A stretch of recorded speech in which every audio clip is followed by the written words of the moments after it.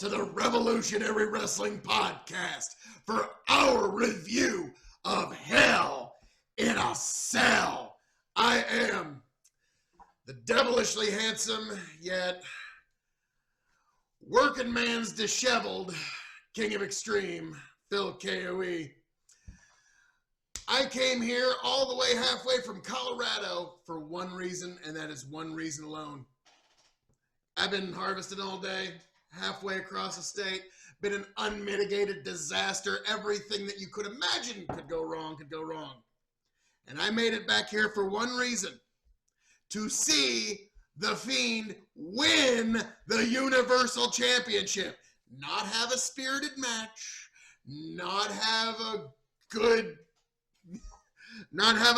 competition, not have a DQ, to see the Fiend win. And I don't want to see Seth win either. Sorry, I'm here for that. This is a one-match show as far as I'm concerned.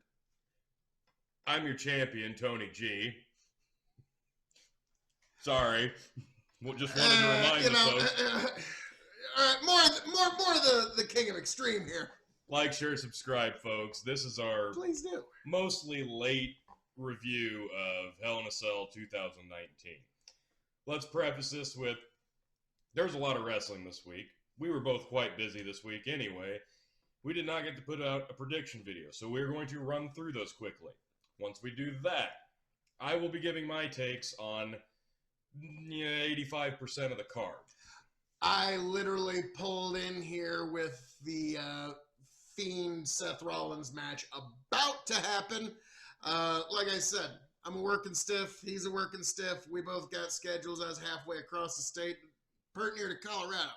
But I came here for you, KOE Nation, for you to be here for this momentous occasion. So I'm going to also preface, I'm going to review them in the chronological order I watched, not how they actually appeared on the show. Because, believe it or not, after we made our picks, and I've reviewed most of these matches in weird order, we're tied.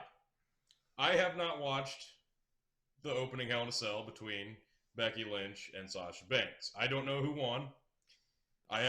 Neither of us have watched the main event. We both have the Fiend in the main event. But let's get down to these picks. So, Phil KOE, my picks were Charlotte Flair, Roman and Bryan. Of course it's going to happen. Randy Orton, because obviously, I mean, it didn't matter who he was wrestling. Now, I bet, him and Ali, bet that was a great match, and I'm actually kind of end up rewatching that one. I had Alexa and Nikki, because why take the belts off of them at this point? I've been informed that that's not the case with how they're booking it. So, congratulations to Asuka. You finally, getting some more of that WWE gold. She was SmackDown Women's Champion for a short while. Just don't talk about it. Memorable run. Move along. That was a memorable run. Move Remember along. her matches with Ellsworth? Move along. Corbin, I figured they were giving that man the push, so why not? The OC, it's 2018 Wrestler of the Year. I know. How could they not? I mean, I get it, it's Braun, but he, I know. Next. Then the two Hell in a Cell. I got Sasha, and we both got the Fiend. So, yeah. He picked Sasha. My picks were Charlotte, Harper and Rome, because I really thought they're the more established team, and, those Daniel Bryan and Roman Reigns. Maybe Bryan turns heel again. I don't know. It was an odd pick. Whatever. The late announcement, Ali. I picked Ali.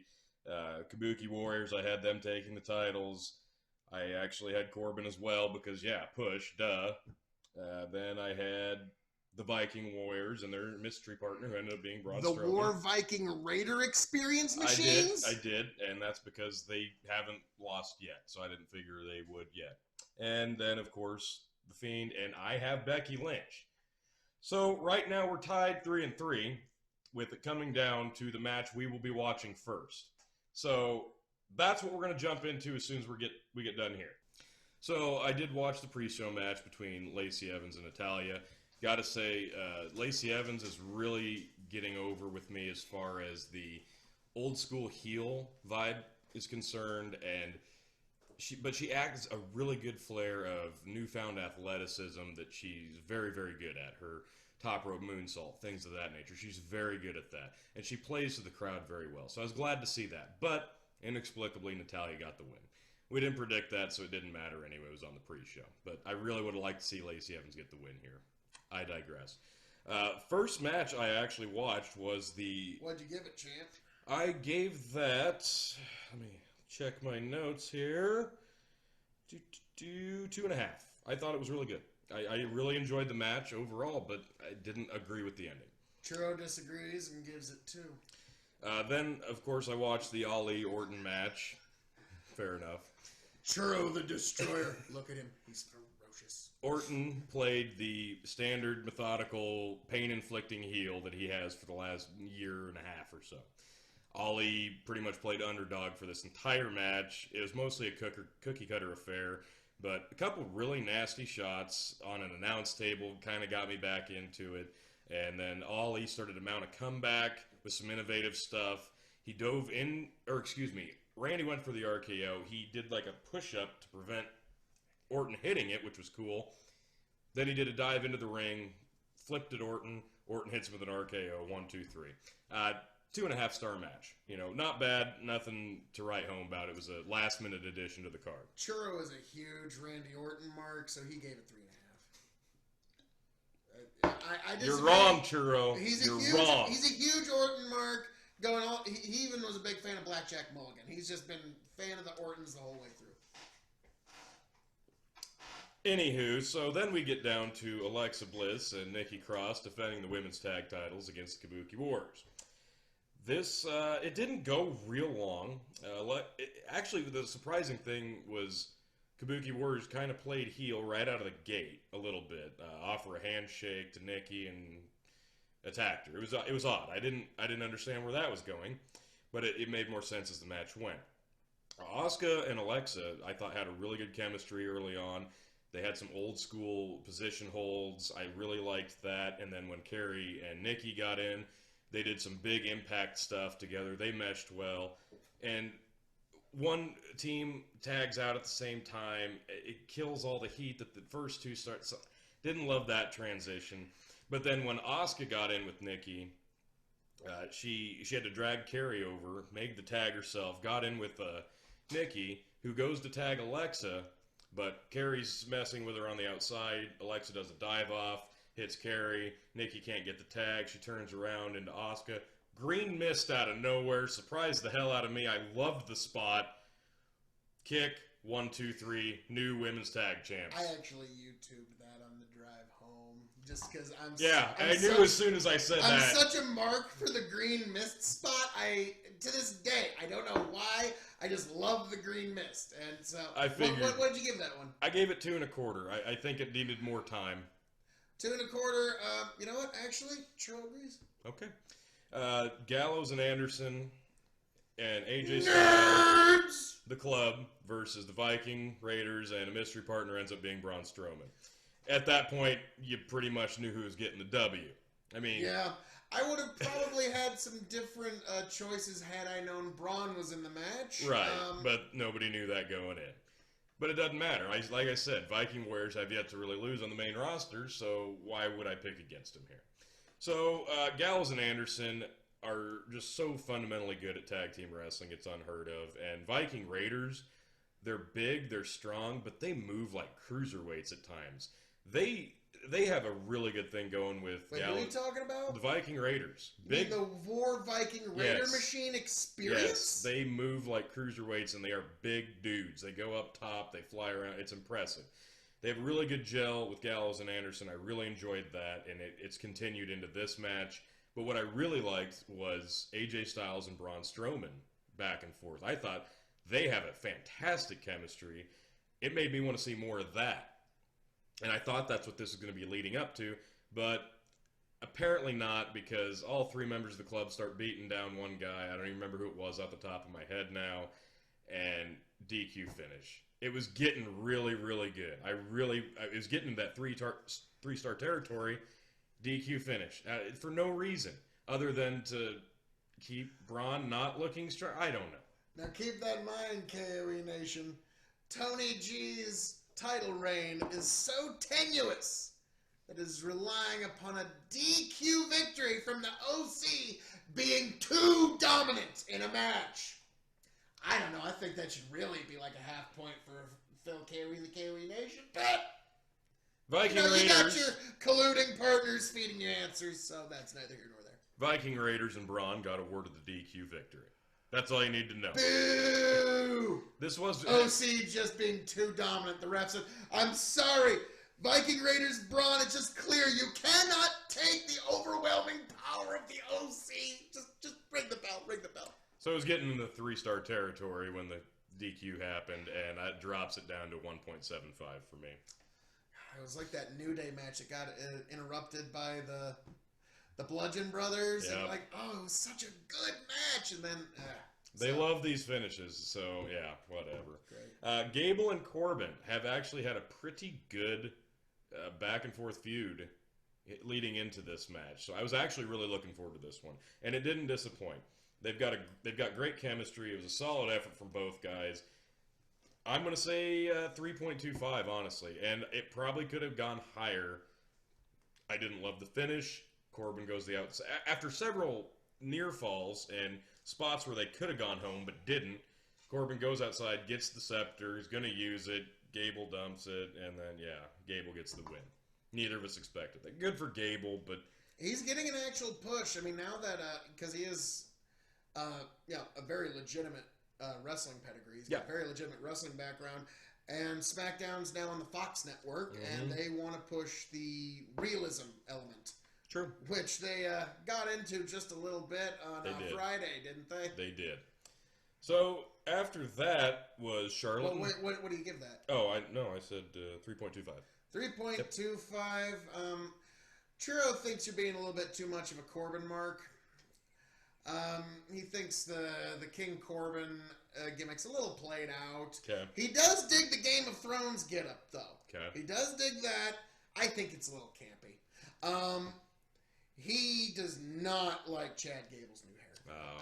And I'm telling you, he needs to embrace change. Sorry, Churro. I know. So he only gave it 2.5. Okay. Me, I'm sure it was a great match. I'm sure I'll give it much better when I see it. But Churro just didn't agree.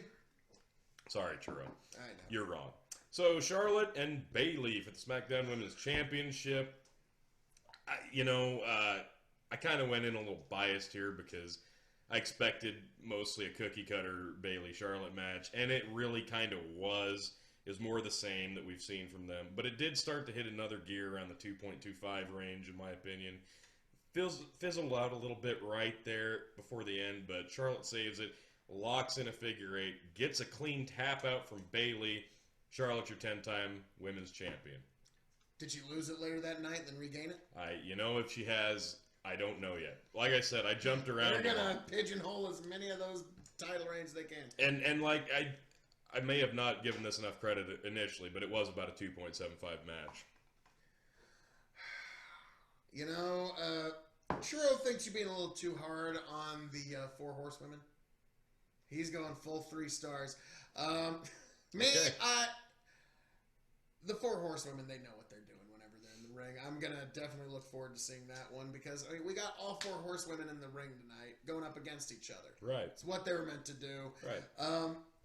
Beyond that, what's left, T? Well, then, instead of going into the main event, I actually backtracked and went and watched the Daniel Bryan, Roman Reigns versus Luke Harper, Eric Rowan match. I didn't expect much. I really didn't.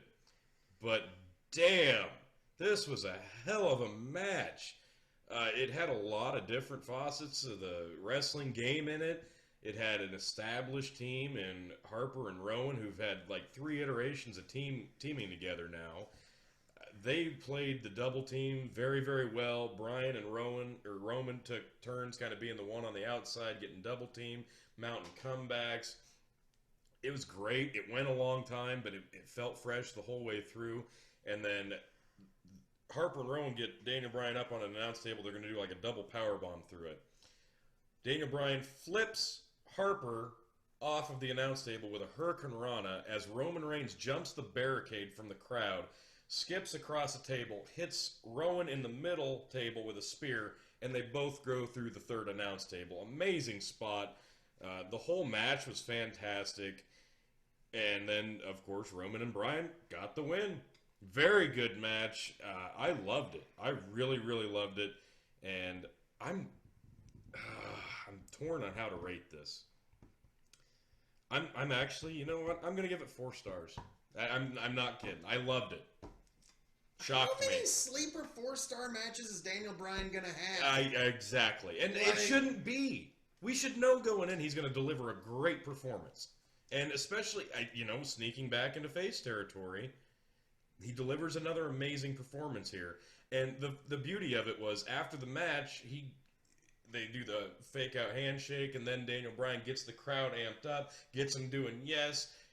Seamless transition back into a face. They embrace in a hug because Daniel Bryan's like, come on, let's hug, and they do, and the crowd loves it. Seamless transition. So, and that probably helped in my rating as well. Daniel Bryan is a natural face in the same way that Seth Rollins is a natural heel. You can try and put them in these different roles, and Daniel Bryan really took the heel role and ran with it. He did. But he's just a natural face. Exactly. Like, when you play, like, for example, a 2K game, or when you think back to the Daniel Bryan eras, you think of a face. It's kind of like thinking of Hulk Hogan in WWE.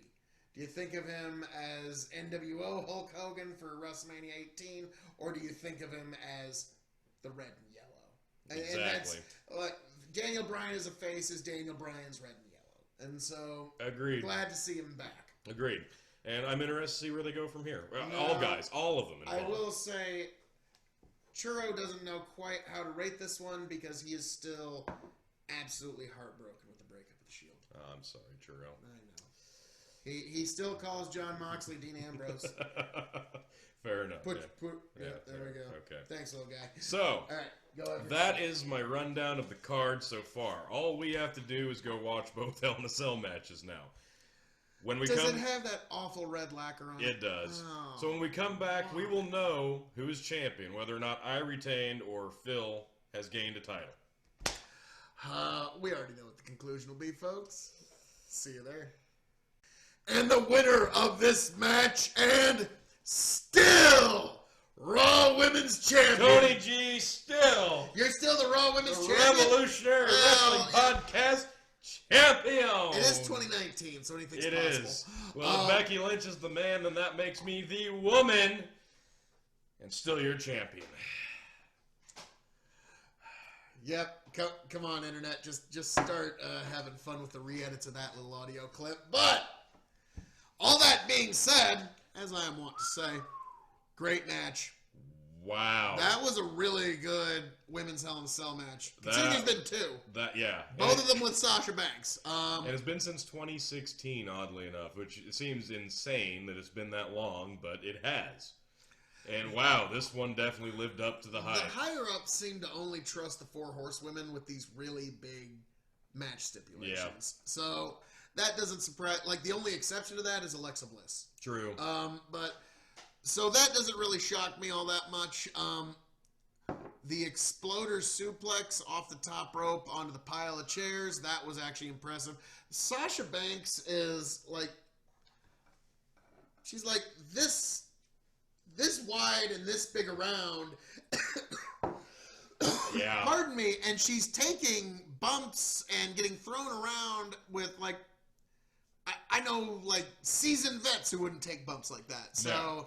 I don't know how she helps pad herself, but she must have some way of doing it because the bumps she took were insane. And then, of course, the very innovative kendo sticks through the corner of the cage with the chair set up. Becky hits the drop kick off the apron.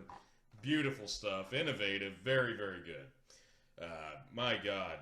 The table spot, Meteora, the Meteora into the ladder. Just a lot of great spots. But I said during the match, I liked how they were still having a wrestling match with the cell just being there, and it enhanced the match instead of the cell having to enhance the wrestling match. It's supposed to be that way. You know, I think it was WrestleMania 32, whereas Becky Lynch versus Charlotte Flair versus Sasha Banks, triple threat. Yeah, it should be 32, I believe.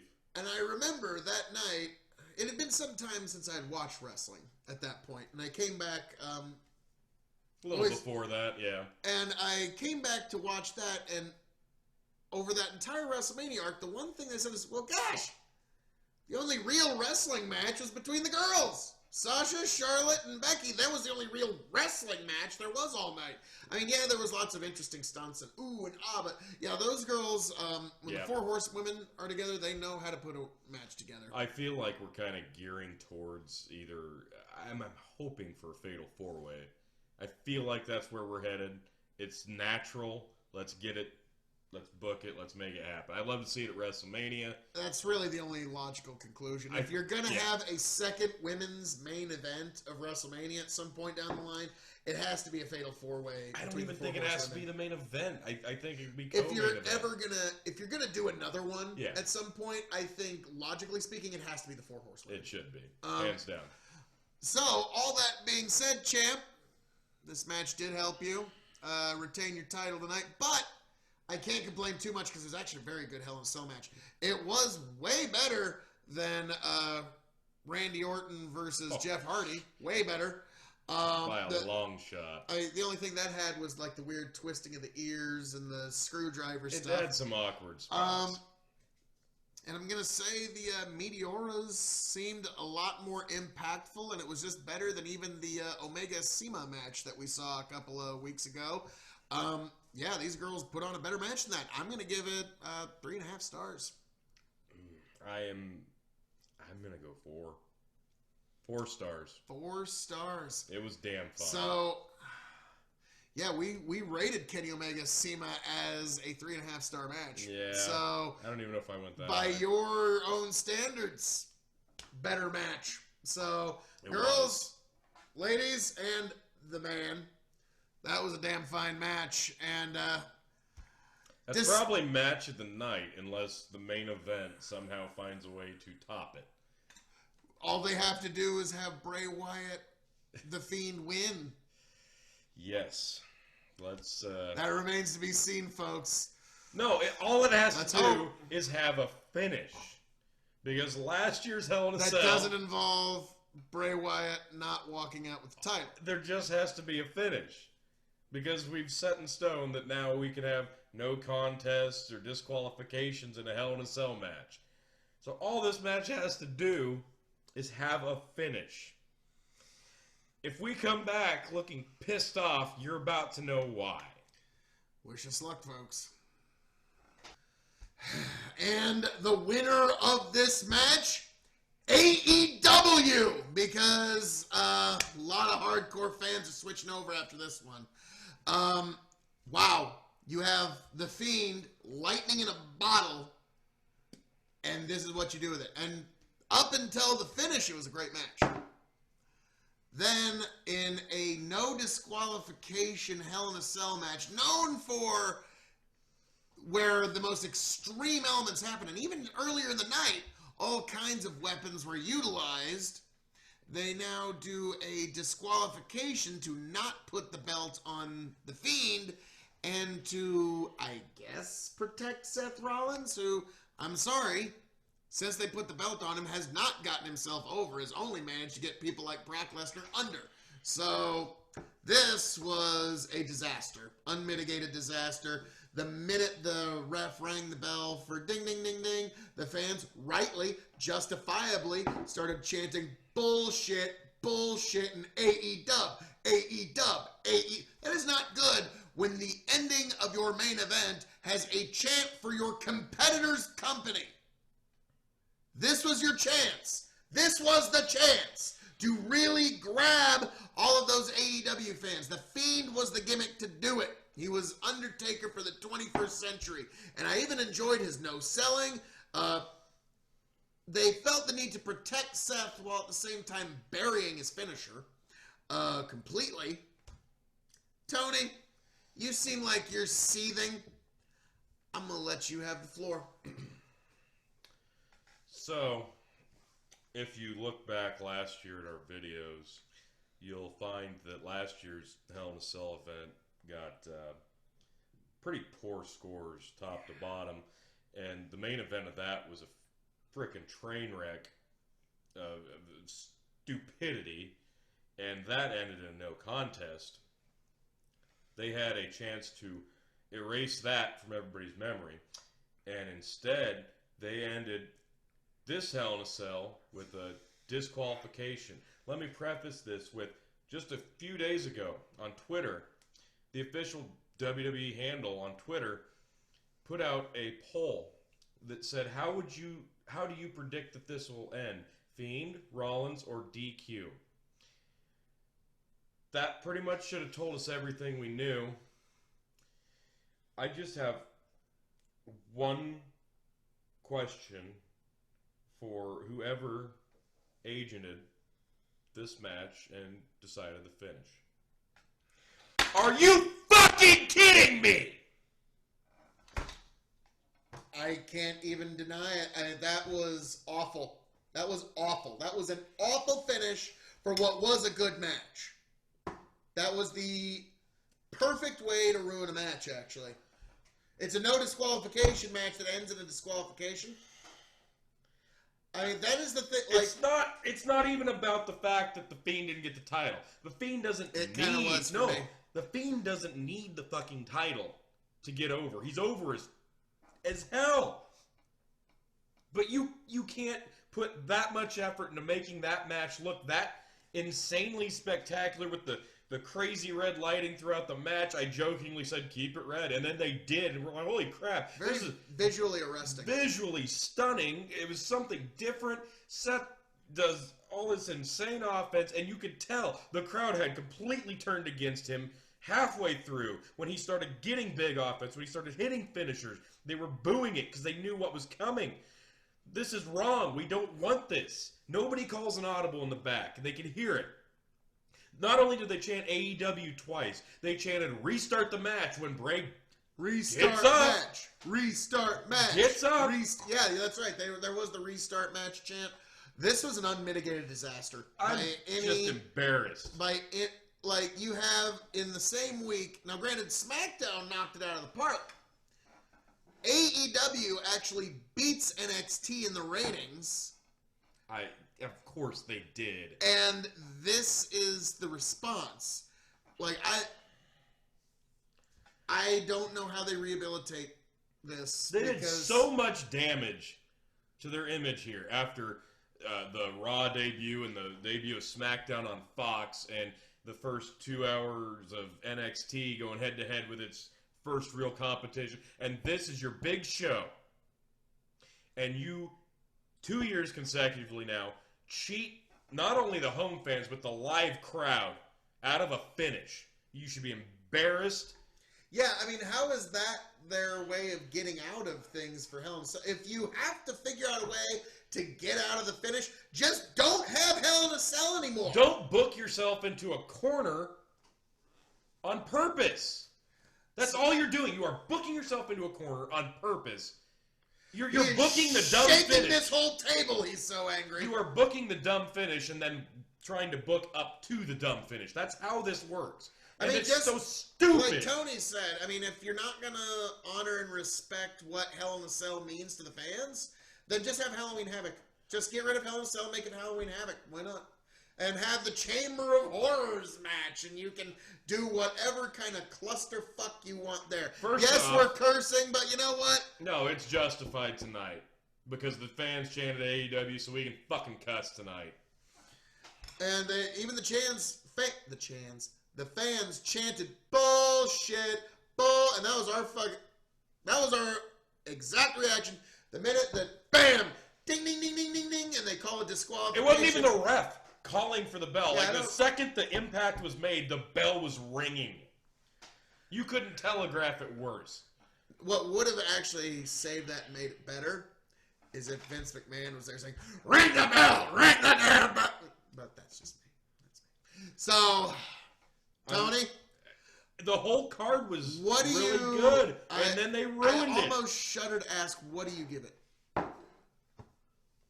You go first.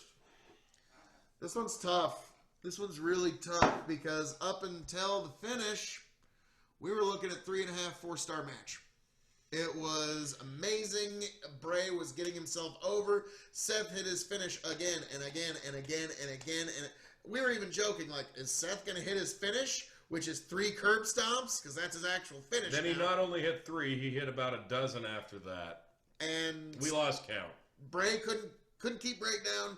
Nothing he was hitting him with could keep Bray down. Then he piles a bunch of steel on him. Hits that steel with a sledgehammer. Referee or somebody calls for disqualification. The EMTs come out and, of course, Bray in a desperate attempt to save it. Now, at this point, the fans were straight up chanting, AE-dub, AE-dub, AE-dub. Bray reaches up for the mandible claw, and at least he gets the fans back a little bit. Oh, then they went ahead and ruined that with the final mandible claw after With the Sister the Abigail blood. on the concrete, and the clearly Stage bullshit. blood. Yeah. Like, yeah, Seth was spitting up stage blood, which we all know is fake and isn't a good look. And it didn't save it. It didn't save this club. This was... This is up there with not pulling the trigger on Braun Strowman at SummerSlam last year. This is up there with some of the worst money-costing mistakes WWE's ever made. I mean, they were counting on the only reason you were going to buy WWE 2K20 Deluxe Edition. The only reason that you would have as a fan is because the Fiend comes with that. And now you've undermined the sales of every year. The 2K game is basically the product that WWE stakes their fourth quarter profits on. How do you rehab the Fiend now? That's the only thing I'm interested in seeing now. And the only thing you can do to save face at this point is turn Seth heel because the crowd's turned on him. That's going to continue. Yeah, this is just so. This is ridiculous that we're having to talk about how you rehab the Fiend after one of the best debuts in all wrestling. I'm so freaking pissed. Yeah, I can't believe that the second year in a row, the Hell in a Cell match is right in contention again for Wrestle Shit of the Year. So, like, I was going to give it 3 or 4 until the finish. You can't discount the finish of a match. No, the finish is part of the match, and the finish dictates how you rate the entire thing. I give it a 0.5 star. No, screw that. I give it 1 full Wrestle Shit. Ouch. I can't rate it amongst the worst matches we've ever seen, but because the finish was so bad, I have to give it 1.5 stars. Which I really hate because the Fiend put on a 4-star performance. And Seth was, having the Seth Rollins match. He has his 6 moves he likes to hit again and again and again and again and again. It's kind of like a Hulk Hogan match. But,